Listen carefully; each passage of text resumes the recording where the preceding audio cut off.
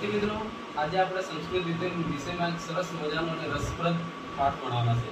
તો તમને હું એક સરસ મજાની વાર્તા કહું, આપ સૌ શાંતિથી સાંભળજો અને વાર્તાના અંતે કેટલાક પ્રશ્નો પૂછો, જેનો જવાબ હાથ ઊંચો કરીને આપવાનો રહેશે.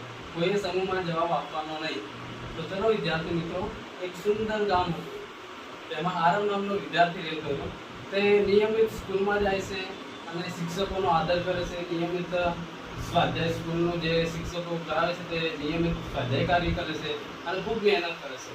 પણ તેને હંમેશા ઓર્ડર રહેતો કે હું ખાસ હોશિયાર નથી, મારા કરતાં ઘણા વિદ્યાર્થીઓ હોશિયાર છે અને મને ઓછું આવડે છે એ રીતે.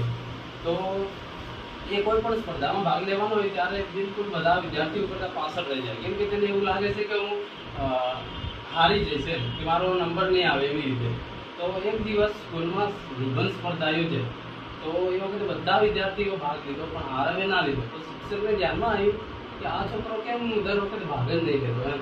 તો એને કીધું કે આરવ બેટા તું ભાગ લે નિબંધ સ્પર્ધામાં. ત્યારે આરવે જવાબ આપ્યો કે ના સર, હું ભાગ નહીં લઈ શકું, કેમ કે મને ઓછું આવડે છે, મારાથી જીતાય નહીં એમ.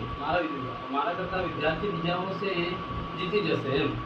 ત્યારે શિક્ષકને એવું લાગ્યું કે ના, આમાં હોશિયાર તો છે, મહેનત પણ કરે છે, પણ એમાં આત્મવિશ્વાસની કમી છે.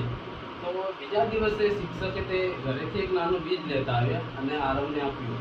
ત્યારે આરવને કીધું કે આ તારા સરસ ઘરે લઈ જા, સરસ કુંડામાં તું બીજ રોપજે અને નિયમિત પાણી આપજે. તો આરવે જ કર્યું, પાણી આપ્યું. પછી એક બે દિવસ પછી મસ્ત તે બીજમાંથી અંકુર નીકળ્યો. એટલે આરવને ઉત્સાહ આવ્યો કે રોપ્યું એમ. તો પછી એને નિયમિત થોડા દિવસ રેગ્યુલર પાણી આપ્યું. પછી મસ્ત અંકુરમાંથી મોટો છોડ બન્યો. તો એને વધારે ઉત્સાહ આવ્યો અને તે નિયમિત રીતે તેની સંભાળ કરવા લાગ્યો. તો શિક્ષકે પૂછ્યું કે આ બીજમાંથી છોડ કેવી રીતે બન્યો. ત્યારે આરવે કહ્યું કે તેમાં વૃક્ષ બનવાની શક્તિ છે. તો શિક્ષકે વર્તનમાં એવું કહ્યું કે સરસ, એવી રીતે દરેક વિદ્યાર્થીમાં સફળ બનવાની શક્તિ રહેલી હોય છે, તો એમાં તારામાં પણ છે. તો પછી આ દિવસ પછી આરવને એ શિક્ષકના શબ્દો ખૂબ અસર કરી ગયા. તે દિવસથી આરવ પોતાનું નક્કી કર્યું કે ના, હું પણ કંઈક કરી શકું એમ. તો તે દિવસથી તેને હિંમત કરી અને દરેક સ્પર્ધામાં પણ ભાગ લીધો. ધીરે ધીરે તે સફળ થયો.